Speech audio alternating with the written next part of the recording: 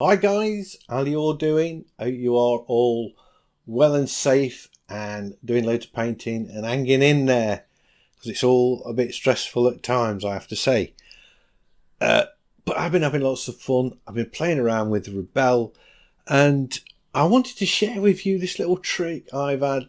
I've been doing it for years and years with conventional watercolour paper, and that's how to paint a sort of a middle distance line of trees like these ones we have here. So I'm just going to show you how I did that, but in Rebelle. So let's get into it.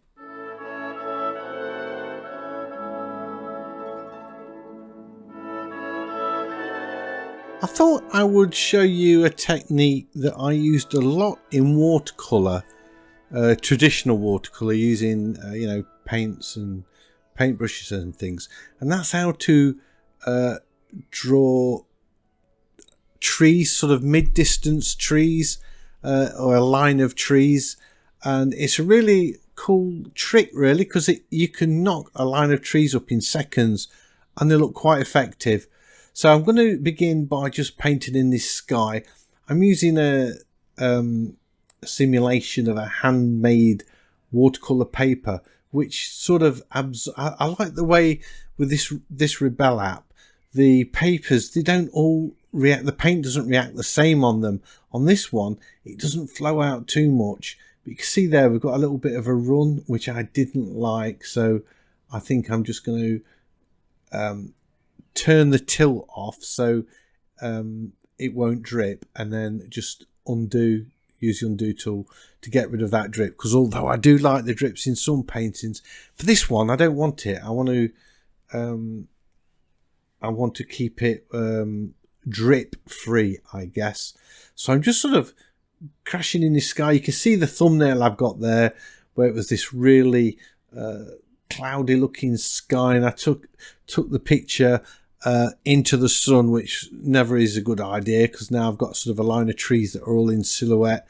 The sky was overexposed where the sun is, so it's not a good photo.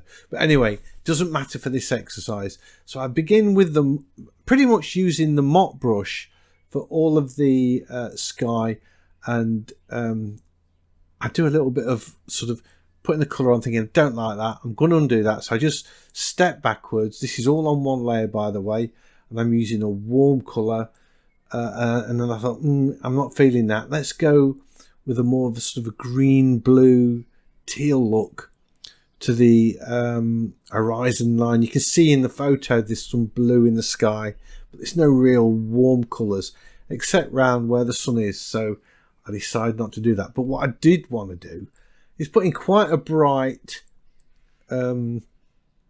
foreground. So I've got this sort of bright green, almost chemical looking green, and then I overpaint it. I put a bit of blue. I'll be doing that in a second. There we are. I'll just sweep some blue over that just to knock it back a bit, and that's just going to really bring that field into the foreground. That's the idea of that. So now all I've got to do is probably just fiddle about with the sky, but it looks a little bit unfinished because this is a sketch, really. I was messing around in Rebelle, and I came up with this technique. I thought, it'd be quite cool to show you this. So but I can't just show you the technique. I want it to be in a reasonable little sketch painting, so I want the sky to look half decent.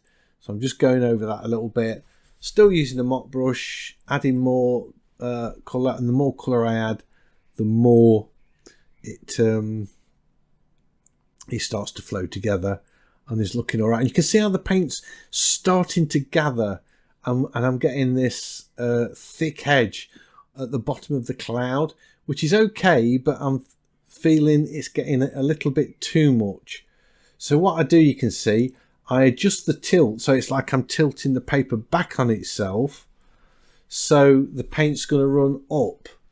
So it'd be like grabbing the bottom of the board and lifting that up and letting the paint run the other way, just to get rid of that odd edge a little bit. And I just let that flow out a little bit, and then we're good to go. I'm not going to do any more on the sky. I'm not so sure. What I need to do though is create a new layer if I'm going to start putting these trees in. Yeah, I've got layer 2 in, so it's really important that you create a second layer. Got the sky in and the foreground in on one layer, and then I'm choosing, I think I used the filbert brush for this. Lots of water, about half loading. In fact, I probably knocked the water down. Yeah, I do. You can see I take the water down there. I don't want too much water in it. I want the paint to sort of sit on the surface, flow out a little bit, but not just sort of disappear everywhere. I'm just sort of, you can see I'm sweeping in. That's looking nice. The shapes of these trees. I'm just looking at the tops of the trees and sketching them in, or painting them in with the brush. And at the minute, they don't look a lot like trees, to be honest. They just look like little bits of colour blobs that I've added to my painting. But I want to persevere. You work the way right the way along to get this line of trees in. I did used to do this a lot. I'll tell you what the actual technique I used to do when I start to make these look like trees. So at the minute, okay, I don't think they look too bad actually. They could pass, I suppose, as a different distant edge line. But then what I do, I pick a little bit darker colour and I mix it up a bit. You can see I'm getting a dark red in there. Just put a few little strokes and that paint will flow. It will just bleed into the other colour that I've put on. Just adds a little bit of interest. And you don't go crazy with that, just a little bit, and that will bleed into there. That's it. And now I am going to choose the eraser, and to make them look like trees, you can see I start lifting out the colour. Or I clicked on dry to dry the paint so it doesn't flow back on itself. So I've dried that layer. That's the icon that looks like 3 wavy lines. And then I start just lifting out the tree trunks. And if I was doing this with a real painting, while the paint was still damp, not soaking wet, but sort of starting to dry, I would use a penknife and scrape into the paint and lift the paint off. So that's what made me think of doing this for this technique. And then now I've got the trunks in, I'm going to go back and lift out the tree branches. So it's a little bit a graphic look to it, I suppose, in a way. But it really does give you this real nice line of trees. And you can vary the thickness of the line, obviously, with the eraser. You can also go to using the water and using the sponge that lifts out colour and lift out the colour, and then it bleeds back into it and you get a darker edge. I should have done a couple like that on here, but I didn't. That's another way of doing it. So there you go, look at that. Dead simple way. And because it's on a different layer, there's no way I'm going to go past that dark line. I can just start anywhere I like and paint into it, and you're not going to get a sort of unsightly overlap or anything. It's going to be really neat into that edge. There we go. Some backlit trees, I guess. Although they wouldn't look like that if they were backlit, but there you go.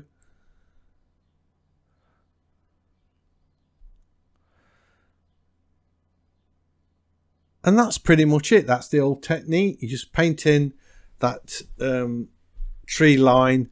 Notice I've sort of varied the height of the bushes. I've made them different gaps between them. Some of the trees are quite squat and small, like the ones on the right hand side. Then we've got some tall ones in there. And then a little gap that happens to be on the rule of thirds. Maybe that was an accident. well, not maybe, it was.